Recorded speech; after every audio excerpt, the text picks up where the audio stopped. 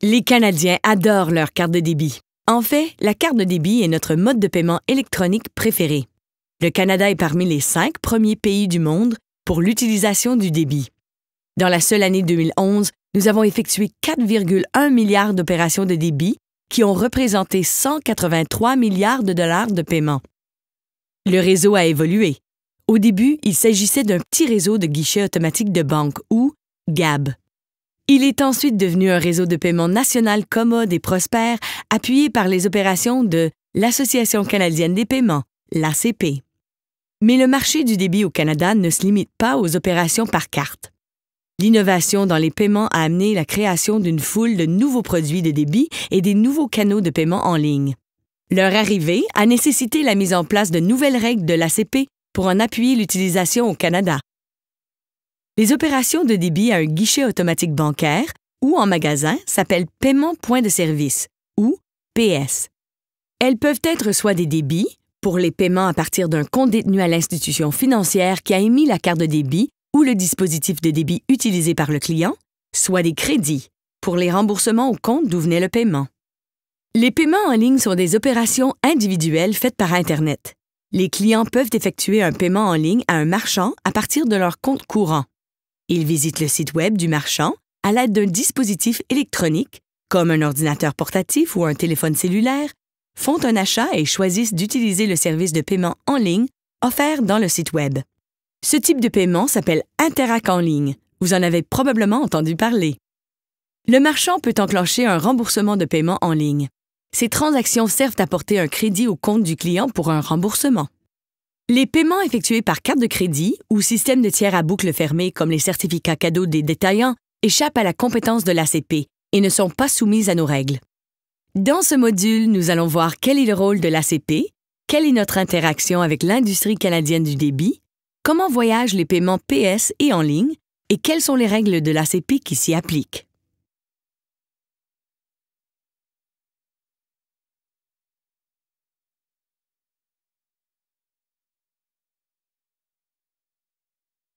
L'ACP joue un rôle de chef de file dans le système financier du Canada en mettant en œuvre les systèmes sûrs et efficaces de compensation et de règlement. Ces systèmes permettent à nos institutions financières membres de répondre aux besoins des Canadiens en matière de paiement. Qu'entendons-nous au juste par compensation et règlement? La compensation est la conciliation de tous les effets de paiement échangés entre institutions financières chaque jour ouvrable et le calcul des montants qu'elles se doivent les unes aux autres. Le règlement désigne le paiement des soldes de compensation. Notre système automatisé de compensation et de règlement, le SACR, permet de suivre le volume et la valeur des paiements de détail, y compris les paiements PS et en ligne, échangés entre les institutions financières canadiennes chaque jour ouvrable.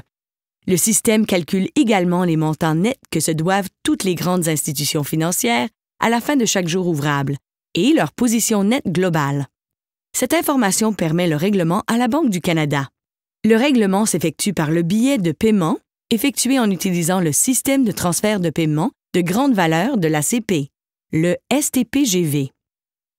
Nous avons un cadre de règles et de normes qui régissent l'échange quotidien des effets de paiement entre institutions financières membres de l'ACP et fixent les procédures opérationnelles pour la gestion de nos systèmes et de nos opérations connexes. En plus de favoriser l'efficacité, la sécurité et le bien-fondé de nos systèmes de compensation et de règlement, nous avons aussi un mandat de politique publique qui nous engage à tenir compte des intérêts des usagers. Par un réseau de comités représentant nos institutions financières membres et nos intervenants, nous interagissons avec d'autres systèmes de paiement opérant sur le marché canadien, étudions les nouvelles technologies de paiement, facilitons l'interaction des systèmes de l'ACP avec les autres intervenants à l'échange, à la compensation et au règlement des paiements, et favorisons le développement des nouvelles technologies et méthodes de paiement. Pour en savoir davantage sur l'ACP, vous pouvez consulter le module Intro à l'ACP de cette série ou visiter la section À propos de notre site Web.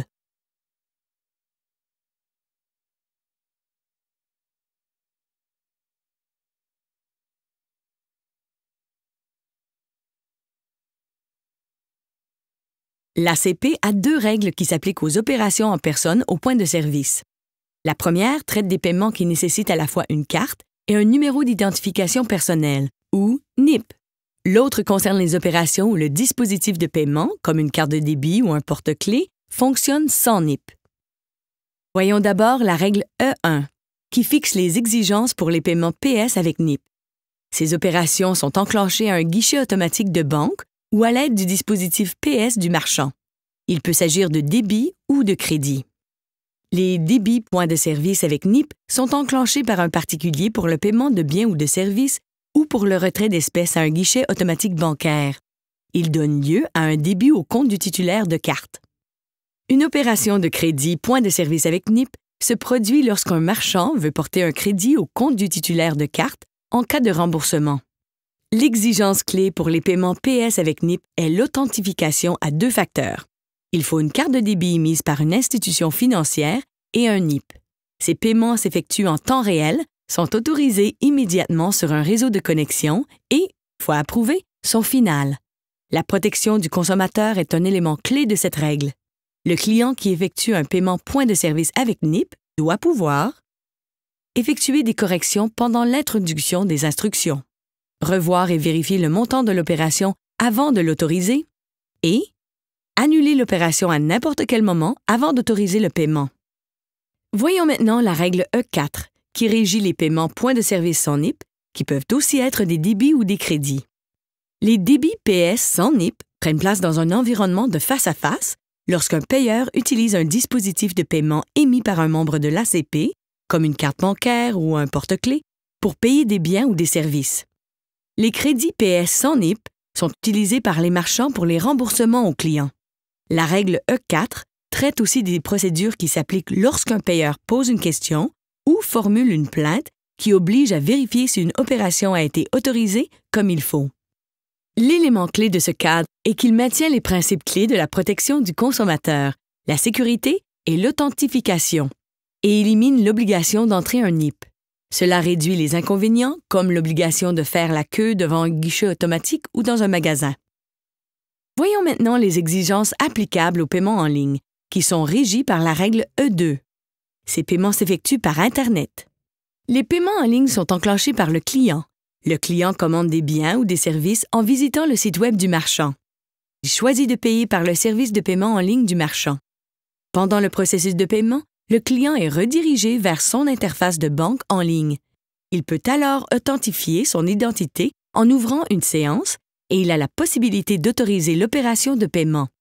Un paiement en ligne est essentiellement une instruction à l'institution financière du client lui ordonnant de transmettre au compte du marchand un paiement tiré sur son compte. Les remboursements en ligne peuvent être enclenchés par le marchand lorsqu'il veut créditer le compte du client en cas de remboursement. La règle E2 prévoit des moyens de protéger toutes les parties aux opérations de paiement en ligne. Elle protège le marchand par un modèle de fonds garanti, ce qui signifie que le client ne peut contrepasser l'opération dans le service après le paiement en ligne. Les institutions financières ne peuvent pas non plus, par la suite, refuser ou retourner une opération de paiement en ligne par le système de compensation de l'ACP. Les institutions financières ont décidé d'appliquer au paiement en ligne les principes du Code de conduite destiné à l'industrie des cartes de crédit et de débit du gouvernement canadien pour protéger les consommateurs. La règle E2 permet le service de paiement en ligne d'Interac. Il s'agit d'un excellent exemple de la façon dont l'ACP travaille avec le secteur des paiements et les intervenants pour faciliter le lancement de nouvelles offres de paiement. L'ACP a aussi publié certaines lignes directrices pour les produits de débit pré-provisionnés permis en vertu de la politique de l'ACP sur le règlement indirect. En gros, les mécanismes de règlement indirect sont ceux où un membre de l'ACP joue le rôle d'intermédiaire et n'a pas de relation directe avec l'utilisateur de la carte ou du dispositif de débit. Les fonds avec lesquels les paiements sont effectués sont détenus ou gérés par un non-membre de l'ACP qui prend la décision de payer ou de ne pas payer pour l'autorisation de paiement. Les produits permis en vertu de la politique de l'ACP sur le règlement indirect comprennent certaines cartes pré-provisionnées à boucle ouverte. Un grand nombre de ces cartes sont disponibles sur le marché canadien, comme certains programmes de paye, les programmes de cartes de voyage et les cartes de soins et de prestations de santé. Plusieurs de ces produits sont garantis par une marque de réseau et peuvent servir partout où le réseau est accessible, comme les cartes de débit traditionnelles. Certaines cartes pré-provisionnées à boucle ouverte permettent aussi aux titulaires de retirer des espèces lors d'un achat de détail et de retirer des espèces au guichet automatique de banque des réseaux participants. Il est important de savoir que l'ACP appuie l'évolution du marché du débit au Canada. Nous avons nommé divers produits et exploitants de systèmes comme Interac pour aider à expliquer le fonctionnement de nos règles et politiques. Mais en élaborant nos politiques, règles et nos normes, nous adoptons une approche qui ne favorise aucun dispositif particulier. Cela laisse la porte ouverte aux institutions financières qui veulent établir des relations avec les nouveaux exploitants de systèmes de paiement et offrir de nouveaux produits et services à leurs clients. Toutes les règles de l'ACP, de même que les lignes directrices, sont disponibles dans le site web de l'ACP à www.cdnpay.ca.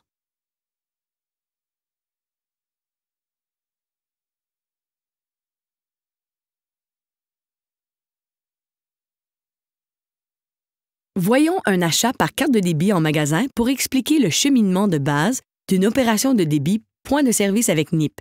Nous expliquerons les termes techniques pendant le trajet du paiement. Dites bonjour à Suzanne. Elle a oublié son lunch chez elle en partant pour le bureau vendredi. Elle se rend au casse-croûte et achète un sandwich qu'elle paye avec sa carte de débit Interac. Pour enclencher l'opération point de service, le marchand, en l'occurrence le casse-croûte, doit offrir un débit émis par une institution financière comme mode de paiement. Dans ce scénario, le casse-croûte est aussi un acquéreur, puisqu'il acquiert ou saisit les données de l'opération dans le dispositif PS. Ces données d'opération sont transmises à l'institution financière du casse-croûte pour la conciliation de ses paiements. Le commis entre les données de l'achat dans le dispositif point de service lorsque le montant total de l'achat de Suzanne est calculé. Un fournisseur de services de connexion envoie alors en temps réel à l'exploitant de système point de service la demande de paiement sur un réseau PS en ligne. Les exploitants de systèmes sont des réseaux de paiement nationaux, comme Interac, qui permettent aux clients de régler leurs achats de biens et services ou d'accéder à leurs fonds par l'intermédiaire de guichets automatiques bancaires et de terminaux points de service partout au Canada. Le réseau The Exchange est un autre exploitant de systèmes points de service canadien plus petit. Il interconnecte environ 2300 guichets automatiques bancaires exploités par certaines des petites banques du Canada et la majorité des coopératives de crédit. L'exploitant de système, Interac dans cet exemple, reconnaît l'institution financière de Suzanne par les renseignements saisis par le dispositif point de service. Le fournisseur de services de connexion achemine la demande de paiement au nom d'Interac à l'institution financière de Suzanne. Suzanne s'authentifie elle-même, à nouveau, en introduisant son numéro d'identification personnelle, ou NIP. Elle introduit également d'autres détails de l'opération, par exemple, si le paiement doit venir de son compte de chèque ou d'épargne, et autorise l'opération. L'institution financière de Suzanne approuve ou rejette la demande de paiement et envoie cette information à Interac via un fournisseur de services de connexion. Interac renvoie un message d'approbation ou de rejet au dispositif point de service du casse-croûte via un fournisseur de services de connexion. Suzanne et le commis savent si le paiement a été approuvé ou refusé. Les renseignements sur l'opération qui sont générés par le dispositif PS du casse-croûte seront communiqués à l'institution financière du casse-croûte qui les utilisera pour concilier le paiement et percevoir les fonds auprès de l'institution financière de Suzanne par le processus appelé compensation et règlement.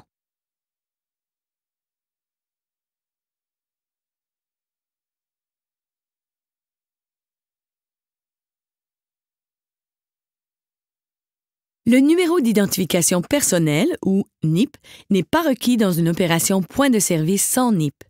Le dispositif de débit sans NIP emmagasine l'information en toute sécurité. Il interagit intelligemment avec le terminal sans contact du marchand pour valider le dispositif et approuver ou rejeter l'opération.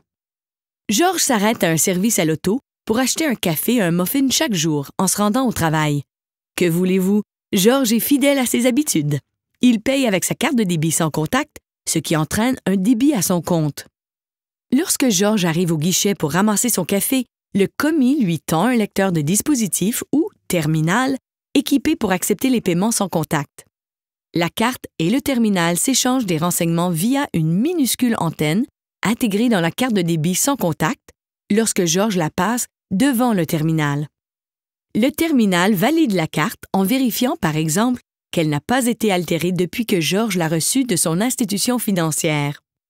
Ensuite, le terminal exécute l'autorisation du paiement. Pendant ce processus, le terminal utilise l'information stockée dans la carte de débit sans contact pour examiner et établir la valeur de l'achat et vérifier les limites d'opération que l'institution financière de Georges a fixées pour ses achats sans contact. Le terminal accepte l'opération et avise Georges et le commis que le paiement a été approuvé, puisque l'achat de Georges répond aux exigences de l'institution financière et à celles du système de paiement Flash Interact dans cet exemple. L'opération serait refusée si les exigences n'étaient pas respectées. Puisque le paiement est approuvé, les données de l'opération sont générées par le terminal du marchand et les détails sont conservés par le café qui, en termes techniques, est l'acquéreur marchand dans l'opération. Les données de l'opération seront communiquées à l'institution financière du casse-croûte. L'institution financière va les utiliser plus tard pour concilier le paiement et percevoir les fonds auprès de l'institution financière de Georges, par le processus appelé compensation et règlement.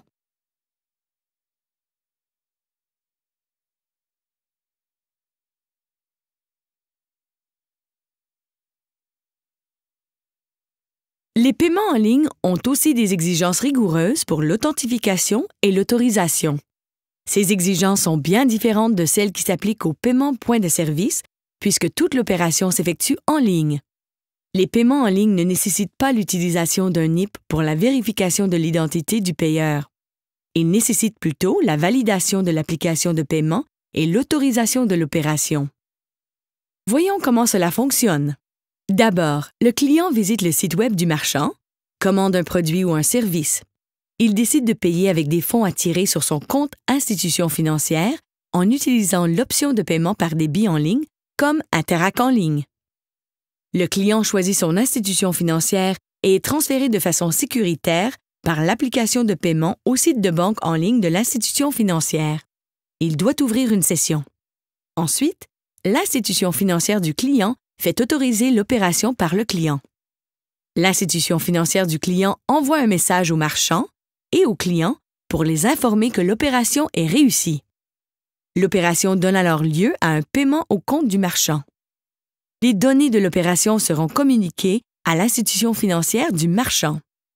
Plus tard, l'institution financière du marchand utilisera ces données pour concilier le paiement et se faire envoyer les fonds que lui doit l'institution financière du client par la compensation et le règlement.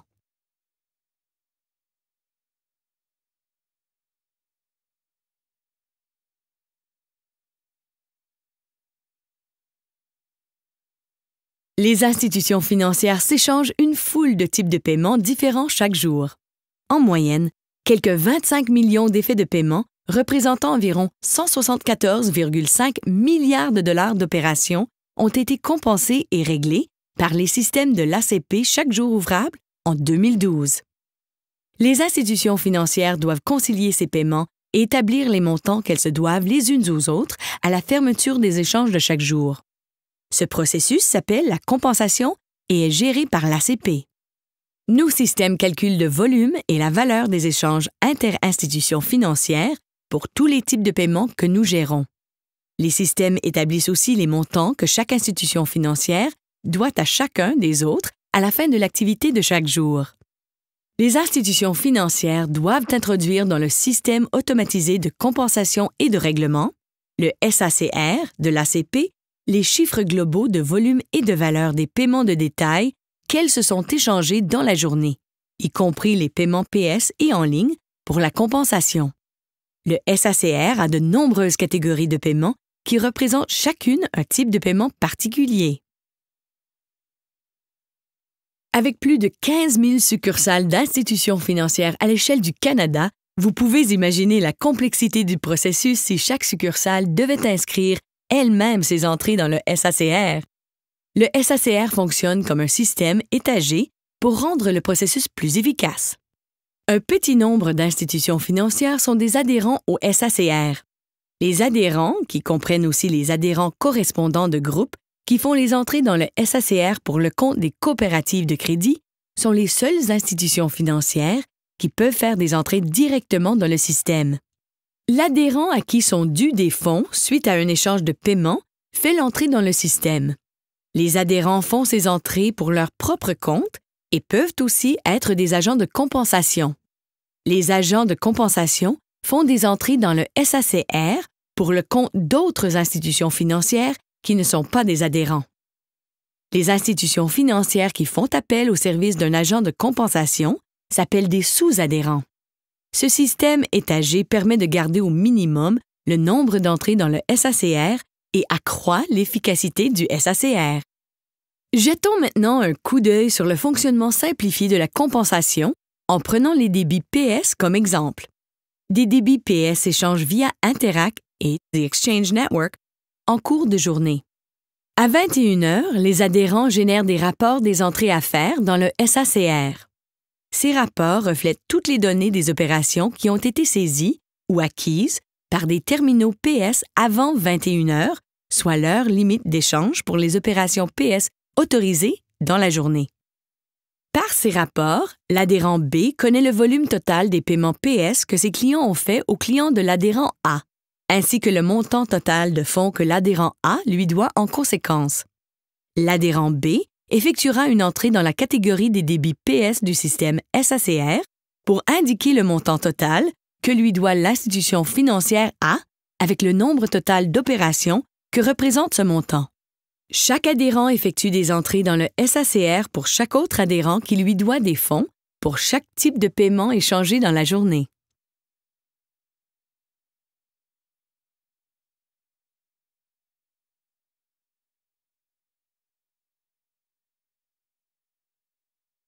Donc, nous savons que les données globales de volume et de valeur sont entrées dans les catégories du SACR par chaque adhérent à qui sont dus des fonds par suite des échanges de paiement. Qu'arrive-t-il ensuite dans la compensation? Un processus appelé calcul des obligations nettes. À la fin du processus d'échange quotidien, on fait des entrées dans le SACR, y compris pour les paiements PS et en ligne, afin d'établir les positions nettes des adhérents. Le calcul des obligations nettes est le processus qui permet d'établir le montant dû par chaque institution financière en rajustant les montants que les institutions financières se doivent les unes aux autres. Le SACR établit les montants que se doivent les différentes paires d'adhérents. Ce processus s'appelle la compensation bilatérale. Le système établit également les positions nettes de chaque institution financière globalement. Ce processus s'appelle la compensation multilatérale. La position nette multilatérale de chaque adhérent est son solde de compensation. Le règlement à la Banque du Canada est la prochaine étape, l'étape finale du processus de compensation et de règlement. Il intervient à la fin d'un cycle du SACR vers 23 heures chaque jour ouvrable. Tous les adhérents sont tenus de maintenir un compte de règlement SACR à la Banque du Canada. Les adhérents dont le solde de compensation SACR est négatif doivent envoyer des paiements pour couvrir leurs découverts à la Banque du Canada en utilisant le système de transfert de paiement de grande valeur ou STPGV. Dès réception du paiement de règlement, la Banque du Canada l'inscrit au compte SACR de l'adhérent. Les adhérents dont le solde de compensation SACR est positif ont l'option de conserver un solde positif dans leur compte de règlement SACR ou de réduire le solde en se faisant faire un paiement STPGV compensatoire par la Banque du Canada. Le règlement dans les livres de la Banque du Canada est final ou irrévocable, comme on dit dans le monde des paiements. De leur côté, les sous-adhérents règlent leurs obligations avec leurs agents de compensation respectifs par des comptes qu'ils maintiennent chez eux. Pour plus d'informations sur le rôle que joue l'ACP dans la compensation et le règlement, revenez à la séance d'intro à l'ACP.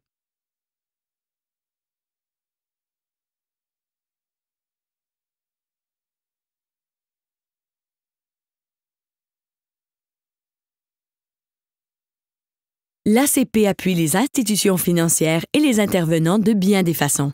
Nous consultons l'industrie à des niveaux multiples et jouons un rôle de leadership sur plusieurs tribunes nationales et internationales dans les milieux des paiements. Consultons constamment les institutions financières membres et leurs clients, les entreprises, les gouvernements et les groupes de consommateurs pour bien connaître ce qu'ils pensent afin d'en tenir compte dans l'élaboration de nos politiques, règles et normes. Nous maintenons aussi un réseau de comités représentant les institutions financières membres et les intervenants pour recueillir des idées et des conseils sur les diverses activités et initiatives que nous menons. Cet engagement et cette consultation nous aident à faire évoluer les systèmes de compensation et de règlement du Canada pour continuer de répondre aux besoins des Canadiens. En plus de ces responsabilités, nous jouons aussi un rôle actif dans la gestion des incidents. L'institution financière membre qui connaît une situation d'urgence risquant de retarder ses opérations de compensation peut passer par l'ACP pour informer les autres membres qu'elle éprouve des problèmes qui risquent de l'empêcher de respecter ses heures limites. Il pourrait s'agir, par exemple, de difficultés techniques de traitement des paiements ou d'une panne de réseau localisée. Parfois, les problèmes peuvent se régler avant l'heure limite, auquel cas tout va bien. Dans d'autres cas, le problème pourrait empêcher l'institution financière de respecter une heure limite pour la compensation. En l'occurrence, l'ACP peut faciliter une prolongation du délai pour l'institution financière en question et les autres membres collaboreront pour composer avec la situation. Nous espérons que ce module vous a plu et que vous avez appris quelque chose de neuf au sujet des paiements PS et en ligne. Si vous voulez en savoir davantage, prière de visiter la section « Lois et règles » du site web de l'ACP, où vous trouverez les règles du SACR dont nous avons parlé aujourd'hui. Nos lignes directrices pour les produits de débit pré-provisionnés, permis en vertu de la politique de l'ACP sur le règlement indirect, sont aussi dans le site web de l'ACP, avec les réponses à de nombreuses questions fréquentes. Si vous avez une question au sujet des paiements PS ou en ligne dont nous n'avons pas parlé, ou dans la section FAQ de notre site web, n'hésitez pas à communiquer avec nous et nous serons heureux de vous transmettre l'information dont vous avez besoin. Vous pouvez nous joindre par courriel à info@cdnpay.ca ou par téléphone au 613-238-4173.